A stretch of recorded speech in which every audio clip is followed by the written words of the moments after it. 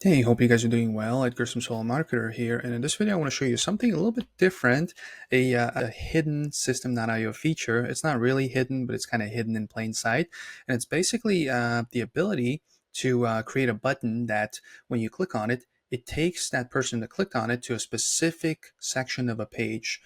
So it looks something like this. When you click on it, it takes you down to a specific section. If you look at the in the page builder, there's no such thing, right? We click on this button. Let's delete this. I'm going to show you how to do it later.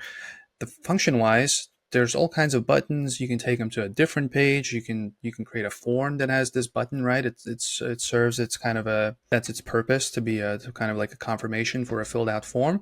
But there is no button like in many other funnel builders, where basically, yeah, it's just like a section redirect. I don't know what the actual name for it is, but the good news is it's pretty easy to set it up, and also I can show you, like, tell you what the actually why would you need that in real life. And there's one kind of a common one that common reason why you might need it. But yeah, less talking, more doing. So basically, what you want to do is let's say you have a button. You can have like 5 buttons like this throughout the page, right? So we're going to do that.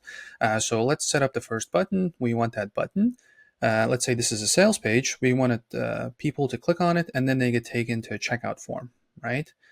If you scroll down, here's the checkout form, because it's sometimes like it's a long page and the form can be kind of buried. It's kind of hard to find it. So you want to have buttons throughout that will take them to this form, right? To the specific section on the page.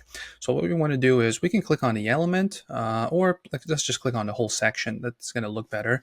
So let's click on the section.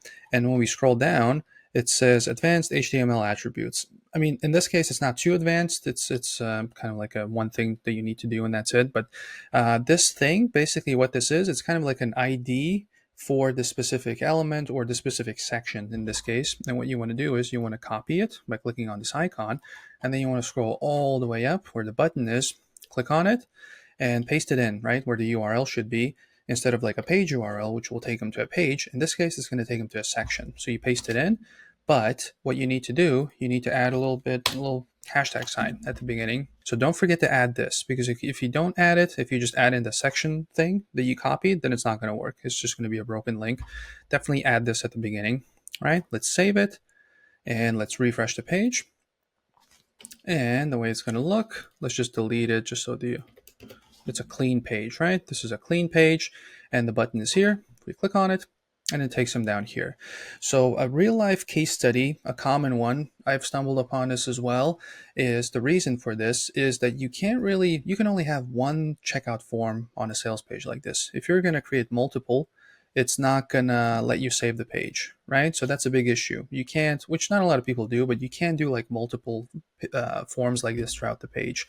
So what you can do is you can have multiple buttons that guide people to this page, right? Or to this form rather. So yeah, in this case, what you do, you create the first button, right? Like this one. And what we can do now is we can copy it and we can drag it down. Let's say we want to drag it down here, right? We can copy it. We can drag it down wherever, right? Below the value stack.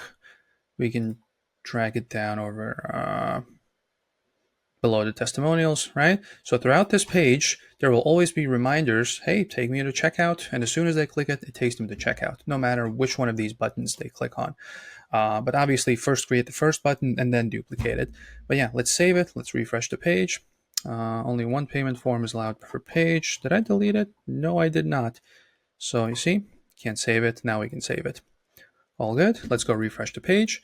So this is kind of a, yeah, let's call it a section redirect button. I don't know what the actual name of it is.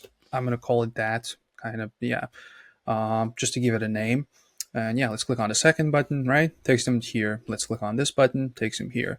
So it's kind of a useful, nifty little feature. It's not a function. I don't know why. Like I love System.io, but this is kind of a vital one. But maybe they'll add it later. It's just not on the priority list. But yeah, you can circumnavigate that, and hopefully, you'll be able to use it, and it will help with your, whether it's sales pages or whatever else. But yeah, that's it for this one. If you have any questions, make sure to comment below. Anything System.io related, anything funnel related, anything kind of digital marketing related, drop a comment below. I might just respond immediately, or maybe create a video and send you the link. We'll see. And also, if you want this page, I think, yeah, this is the one. There will be a template down below in the description, probably in the pinned comment as well. Free template of this exact sales page and an explainer video how to actually set up your own sales funnel, right? How to make sure that it processes the payment properly and just like takes you throughout the whole process. And you can create it on a free account, so there's nothing to lose there. So go check it out below. And yeah, but that's it for this one, and hopefully I'll see you next video. Bye.